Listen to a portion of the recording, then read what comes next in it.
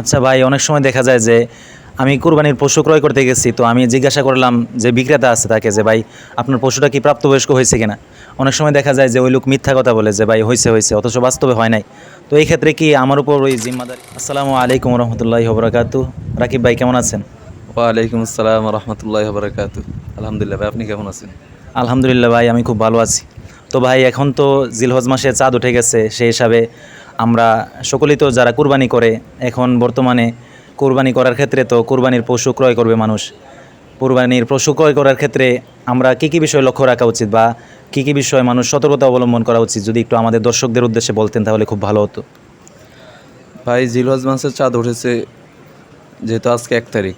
এখন আমরা যারা বিত্তশালী সম্পদশালী লোক, তাদের জন্য করণীয় হলো যে আমরা কোরবানির পশু ক্রয় করা, যেহেতু আমাদের উপর একটা ওয়াজিব বিধান আল্লাহ তাআলা দিয়েছে। গরু এবং মহিষের ক্ষেত্রে 2 বছর পরিপূর্ণ হওয়া শর্ত, আর বকরির ক্ষেত্রে 1 বছর পরিপূর্ণ হওয়া শর্ত।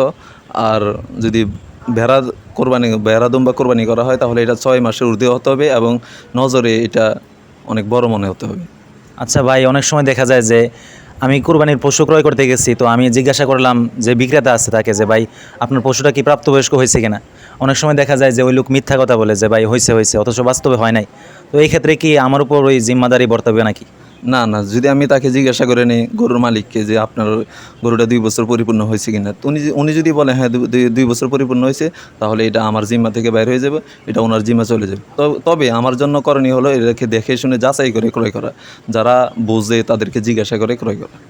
আচ্ছা ভাই, অনেক সময় দেখা যায় যে আমরা যখন কুরবানির পশু ক্রয় করতে যাই, তখন আমরা এই মানে খুব বেশি দামাদামি করি যে না, আসলে বিষয়টা হচ্ছে যে কোরবানিতে এটা আল্লাহ তাআলার নৈকট্য হাসিল করার জন্যই আমরা করি। যেহেতু আল্লাহ তাআলার নৈকট্য হাসিল করার জন্য একটা মালি কোরবানি করা, সেই সুবাদে এমনভাবে ক্রয় করা যাতে করে নিজেও না লসে পড়তে হয় এবং বিক্রেতা উনি যাতে লসে না পড়ে, সেই জিনিসটা লক্ষ্য। হ্যাঁ, আমার পছন্দ হয়েছে, পছন্দ অনুপাতে যেটা তার ন্যায্য মূল্য দিয়ে ক্রয় করা। অনেক সময় দেখা যায় যে আমার যে পশু মানে চামড়া চুলানো অথবা গোস্ত কাটার লোক নাই, তো আমি বাহির থেকে কোনো লোক আনছি, সেই হিসাবে অনেকে দেখা যায় গোস্ত দিয়া ওই মজুরি আদায় করে আর কি, যাদেরকে দ্বারা কাজ করাইছে তাদেরকে গোস্ত দিয়া দেয়, কুরবানির গোস্ত দিয়া দেয়।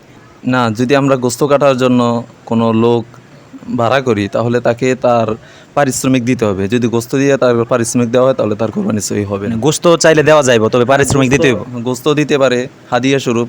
কোরবানির গোস্ত সবাই খেতে পারে, গরিব ধনী সবাইকে হাদিয়া দেওয়া যেতে পারে, হাদিয়া স্বরূপ দেওয়া যেতে পারে, তবে এটাকে পারিশ্রমিক হিসেবে দিলে তার কোরবানি সহি হবে না।